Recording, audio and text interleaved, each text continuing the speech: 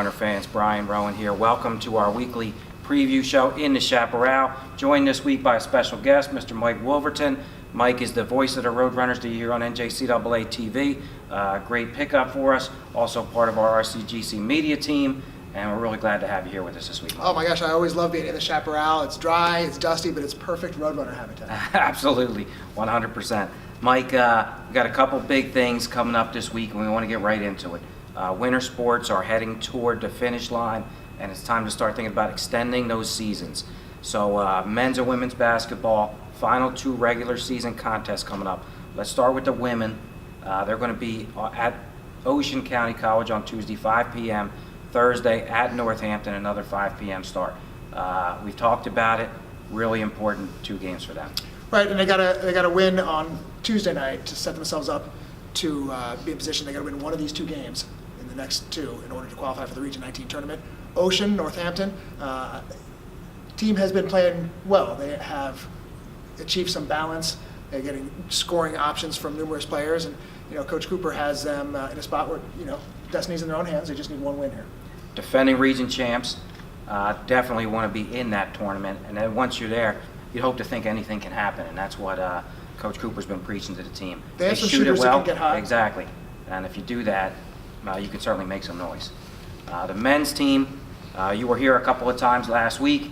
Let's talk about them. Same schedule at Ocean, 7 p.m., at Northampton, 7 p.m. to close out the regular season. Well, the men's team has had just a fantastic season under Coach Wareham, nationally ranked in the top 10, number 6, I believe, as of last week, and we'll see where it goes this week.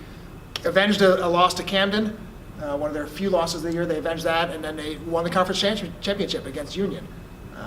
And these games that you would think on paper are games that are real tough tests, and they passed with flying colors, right? They really looked strong.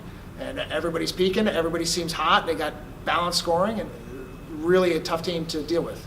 Yeah, really impressive what Coach Wareham and the staff have done, including Al Gens, Jared Price, Cedric Ellaby, have really made an impact on our program. The guy that really stood out on Saturday, you were there, Tyler Lunsford. Right, he stood out because he had a real strong shooting streak, in which that was the point of the game in which the Roadrunners really lengthened their lead.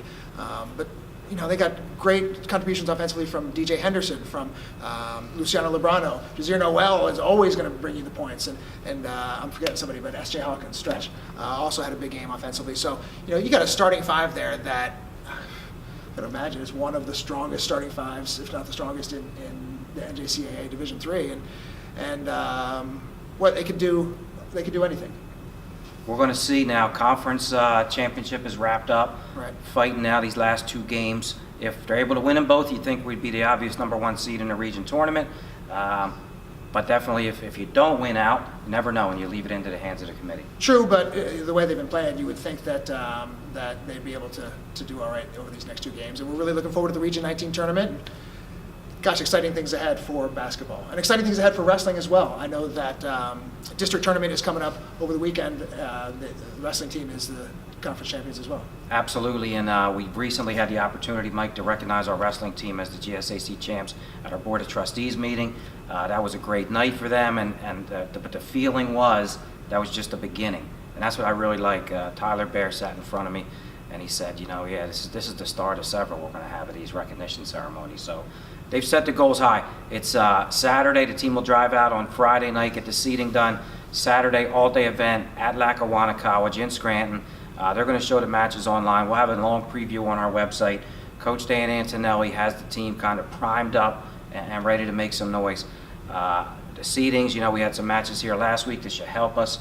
Dylan Fisher should be seated, you would think. Dylan Skidmore, who was 1 match away from All-American last year, could be seated.